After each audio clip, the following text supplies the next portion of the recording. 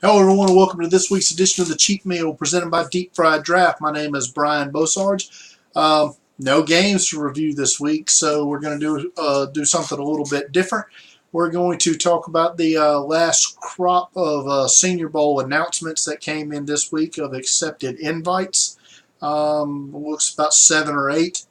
And we're going to talk about some guys that I really like that are playing down at the Shrine Game in St. Petersburg and the NFLPA Collegiate Bowl out in Carson, California. First, let's talk about the Senior Bowl, and the big name that came across the board this week was Alabama tight end O.J. Howard. Howard is the #1 tight end on my board. Probably could very well end up being the top ranked prospect overall that's playing at the Senior Bowl. Really anxious to see him in practice actually being a receiving threat, something that Alabama rarely used him as. We know he can block. I want to see him run routes. I want to see him catch the football.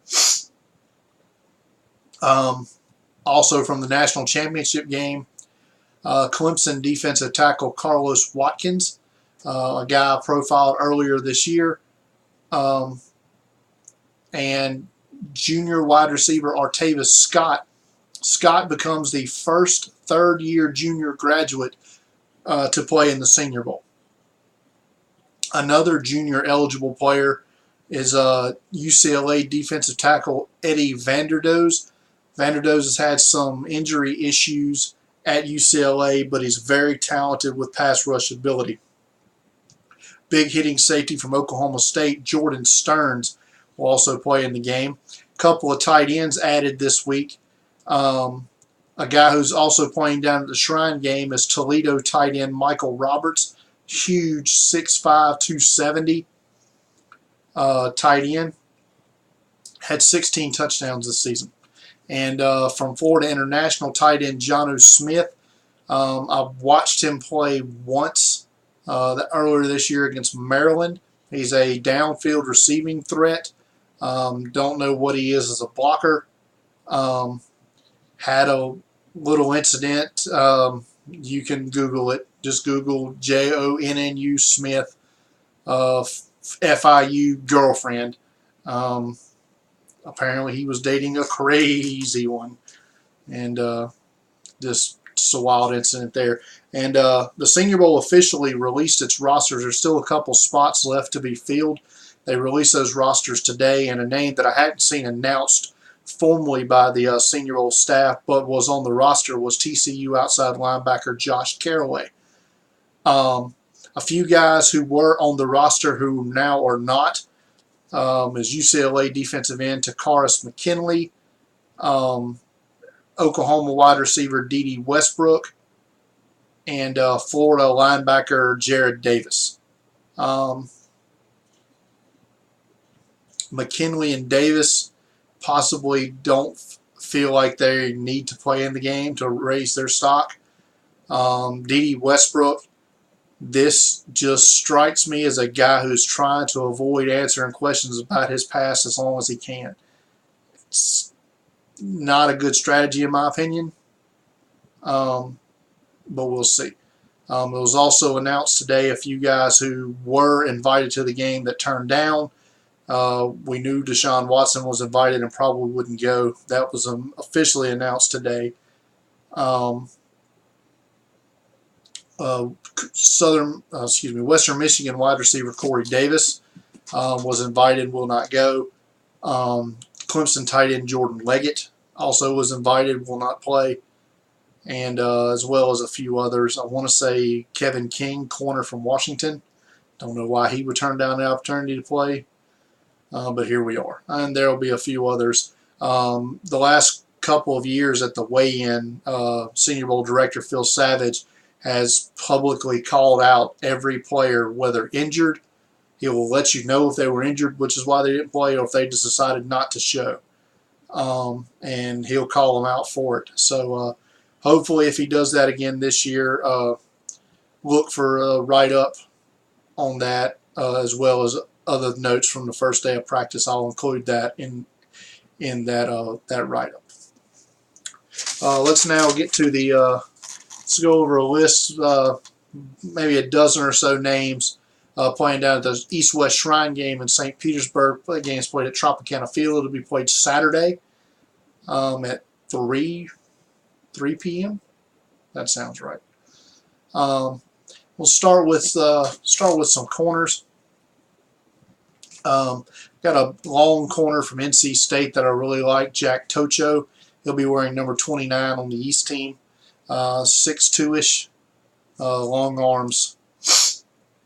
Maybe not athletic enough to play corner at the next level. Could convert to safety, maybe. Undersized corner who I really like is Minnesota's Jalen Myrick. He'll be playing on the East team wearing number 5. He likes to mix it up, and he's good at what he does. Also on the East is defensive end number 94 Brian Cox Jr., son of the legendary NFL player linebacker Brian Cox. He can rush inside. He can rush outside. He's a guy who can play 3 down to the next level. He can start out outside on first and second down and rush inside on a third down. Another pass rusher for the West, wearing number 49 in the game, is Utah's Hunter Dymick. Very productive this year at Utah. Probably overproduced for his measurables and such, but he's just the kind of guy that you want on your team. That can probably a mid to late round draft pick, probably looking 4th to 6th round area, but a guy that you want to play with. A safety on the East team wearing number 27 is Louisiana Tech Xavier Woods. Woods is he's a player. He can hunt. He's a ball hawk over the middle. He'll come down. He'll lay the wood on you. Good guy. Good player, that Xavier Woods. An intriguing player that I've watched his entire career, wearing number 91 for the West team, will be defensive end, outside linebacker from South Carolina, Darius English. English did not produce a lot his first 3 years at South Carolina, but he really came on this year playing under Will Muschamp. Had 9 sacks, 13, 14 tackles for loss. He, from everything I've read, has had a decent. He's been really good pass rush down at the Shrine game. He does not have the size to play defensive end at the next level. He's going to have to stand up and play outside linebacker. I have not heard if they've run him through conversion drills down there. If he can backpedal, I don't know. That's going to be his test at the next level, if he can stick. But he can rush the passer. Another pass rusher is Pittsburgh's Juwan Price. He's your Elvis Dumervil type of a rusher, where he's going to be sub 6 foot, but he can get after the quarterback. Speaking of quarterbacks, not a really good crop of senior quarterbacks this year. We've talked about it with the Senior Bowl quarterbacks, but a couple of names that intrigue me from the Shrine game at the QB position. One is Southern Miss quarterback Nick Mullins. He'll wear number 9 for the East team. Mullins, he does not wow you. He does not have overbearing size. He doesn't have a huge arm. He is accurate. He does try to force a lot of throws. I wrote him up earlier in the year. You can find that on the cookbook tab on the website. But he's a guy who is a late round, undrafted free agent type. I think will stick in an NFL camp and make a team. The other quarterback on this, also on the East team, wearing number 15, that intrigues me, and he intrigues me because I've never seen him play, and that's Penn quarterback Alex Torgerson. Everything I've read about him says he has a big arm, good size, so I'm anxious to see him play during the game. I'd like to see maybe if somebody has some practice footage of him from the Shrine game, I'd like to watch that. I may hopefully try to go back and watch 1 or 2 of his game tapes if I can find them. A running back from the East wearing number 4 will be Atavius Mathers from Middle Tennessee State, small back. He can run, but he's very, very big in the pass game as a receiver. Speaking of receivers, Two of them that have stood out this week at Shrine Game practice from what I've read is both on the West team wearing number 9 and number 19. Jalen Robinette, big receiver from Air Force. It's good to see him in a non-option offense environment. And Gabe Marks, great route runner, great hands from Washington State. Another receiver that I was intrigued to see play this week there, backed out of the game, apparently because hasn't been at practice, is Stacy Coley from Miami. Don't know what happened there. Don't know if he got hurt or what. Haven't heard either or. There's a tight end that's just been turning heads every day at Shrine practice this week, and that's from Drake, wearing number 85 for the East team, Eric Salbert. Salbert, not from all signs say he's not a blocker. He never lined up in line at Drake, but he's been catching everything that comes his way and making plays down the field in practice this week. And we got two more. Center that I really like out of Southern Miss, Cameron Tom. Good anchor in the middle. He has good fundamental power, functional power, I should say, and he has some nice athleticism to work with. And finally, we're going to talk about a defensive end that I have never watched play, but is another guy that's been turning heads this week, and it's Florida Atlantic defensive end Trey Hendrickson. Good size, good motor, and as apparently, from some videos I saw of Shrine practice this week, great pass rush moves. So he's a guy I want to go back and watch some tape on to try to get a better idea of who he is as a player, and definitely intrigued to see him at the game this week. Got about a half dozen guys playing at the NFLPA Collegiate Bowl out in Carson, California, the StubHub Center, future home of the NFL's Los Angeles Chargers. And got a couple of running backs that I really like in this game that I don't think are getting enough attention in the draft media, and that's North Carolina running back TJ Logan, who doesn't get talked about a lot because Elijah Hood, the other talented running back for the Tar Heels, gets most of the attention. And Tariq Cohen from North Carolina A&T, small back, 5'6", but this guy can fly. He runs hard. He's just a playmaker. He's a guy I want on my team at the next level. Who's not on the roster apparently, I wrote down Darius Rogers from Southern Cal. Don't know what happened there. He pulled out of the game.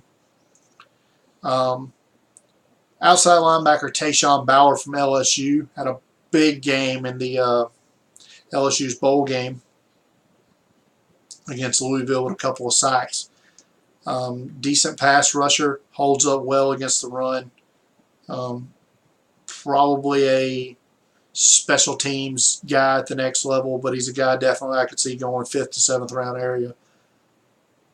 A defensive end who I have no idea what to think of, but I've heard a lot of buzz around his name from Division II West Georgia, Dylan Donahue. He's a guy I'm anxious to get a good look at. And I really wish those practices were still on TV. Maybe I could have got a look at him already. But this year, no NFLPA practices on television. The game actually moved to Fox Sports 1 this year, so for television. And finally, a lot of underwhelming. I mean, if the quarterback prospects are underwhelming at the Senior Bowl and the Shrine Game, where do you think they're going to be here? When the most intriguing quarterback prospect at this game is Houston's Greg Ward. And he's a guy unlike last year at the NFLPA game with Trevon Boykin, where teams were like, is he a quarterback? Is he a receiver? The same questions will come of Greg Ward. But Boykin used his he won. He was very good in practicing in the game last year. Ends up on the making the Seahawks roster and was actually their backup quarterback the entire season this year. So that's going to wrap it up for our All-Star Game preview edition of the Cheat Meal. I'm going to tell you a little bit about our coverage next week. Deep Fried Draft will be live at the Senior Bowl starting on Tuesday. and we will do a video recap every day after practice, Tuesday, Wednesday, and Thursday nights. We'll have a video up, and we'll try to get a little. We'll try to do something at the game. I'll also be at the game Saturday.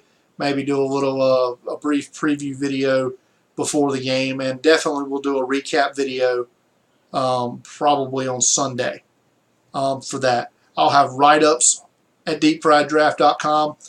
Click the Senior Bowl tab, the Senior Bowl logo that's directly on the home page. It's going to be our portal for our Senior Bowl coverage all week long. Starting this weekend, we'll have where I will have a position-by-position preview of every player at the Senior Bowl. That's going to be at the Senior Bowl this weekend. So look for that big write-up probably Sunday. And then there'll be daily recap write-ups every day following the Tuesday. The Tuesday write-up probably won't be up until Wednesday morning because we have the media night where I have some I'll be getting some interviews with players.